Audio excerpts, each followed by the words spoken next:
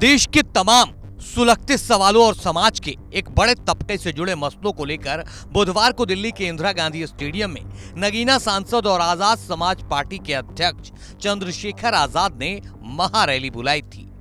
ये उसी महारैली की तस्वीरें हैं। देखिए, पूरा स्टेडियम नीले रंग से रंगा नजर आ रहा है। इतने लोग पहुंचे हैं कि स्टेडियम के किसी भी हिस्से में पैर रखने की जगह नहीं। चंद्रशेखर आजाद के एक बुलावे पर ऐसा लगता है देश भर से भीम आर्मी और आजाद समाज पार्टी के कार्यकर्ता हुजूम के हुजूम दिल्ली पहुंच गए थे। मंच पर पार्टी के तमाम पदाधिकारियों के साथ चंद्रशेखर मौजूद थे।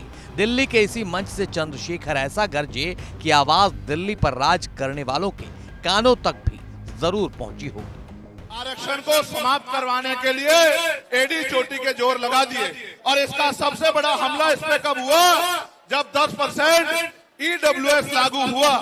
मुझे माफी चाहते हुए कहना है कि हमारे दलों ने भी हाथ उठा के जो हमारे पूर्व के दल थे उनका समर्थन किया, जबकि वो आरक्षण पे सबसे बड़ा हमला था।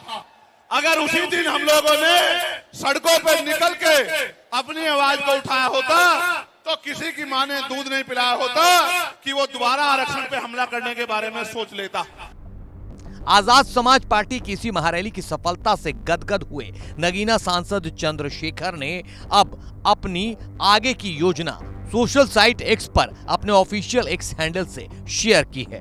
चंद्रशेखर ने इस महारैली के वो 10 प्रण बताए हैं जो आने वाले दिनों में बीजेपी की नींद उड़ाने वाले हैं। चंद्रशेखर ने एक्स पर लिखा है, पूरे देश ने बहुजन समाज की एकता का जो जन सैलाब दिल्ली में देखा, उससे एक बार फिर ये साबित हो गया, हक अधिकारों की लड़ाई में निमंत्रण नहीं भेजे जाते, जिनका जमीर जिंदा हो वो खुद दौड़े चले आते हैं। चंद्रशेखर अपने इसी पोस्ट में वो 10 प्रण भी गिनाते हुए आगे लिखते हैं, देश के हुक्मरानों की नाक के नीचे देश की राजधानी में आजाद समाज पार्टी और भीम आर्मी के साथ लाखों बहुजन योद्धाओं ने बहुजन एकता की इस जंग में सिपाही की तरह अपनी जिम्मेदारी को महसूस करते हुए प्रण लिया कि पहला, जाति जनगणना के साथ ही आर्थिक जनगणना के लिए व्यापक आंदोलन चलाए जाएंगे, जिससे पता चल सके देश के संसाधनों पर कौन कब्जा जमाए बैठा है। दूसरा, ओबीसी वर्ग के लिए 27% के अतिरिक्त 15% और शेड्यूल कास्ट एससी के लिए 15% से अतिरिक्त 10% आरक्षण बढ़ाने के प्रावधान की मांग के लिए सदन से लेकर सड़क तक संघर्ष।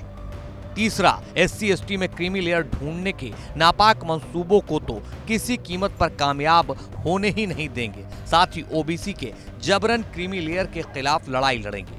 चौथा, सरकारी नौकरियों में बैकलॉग जो लाखों की संख्या में है पूरा कराकर छोड़ेंगे। पांचवा, निजी क्षेत्र में SC/ST व ओबीसी को आरक्षण की पूर्ण व्यवस्था के लिए पुरजोर प्रयास करेंगे। छठा, सफाई कर्मी की नौकरी में ठेकेदारी समाप्त कर पक्की नौकरी देने और गटर में उतरने की अमानवीय व्यवस्था को पूरी तरह से खत्म कराने के लिए संघर्ष करेंगे। सातवां, समान कार्य समान वेतन के लिए प्रतिबद्धता। आठवां, SC/ST व ओबीसी को प्रमोशन में रिजर्वेशन। नौवां, 2 अप्रैल 2018 के सभी मुकदमे वापस होने तक संघर्ष। और 10वां, पुरानी पेंशन बहाल की जाए।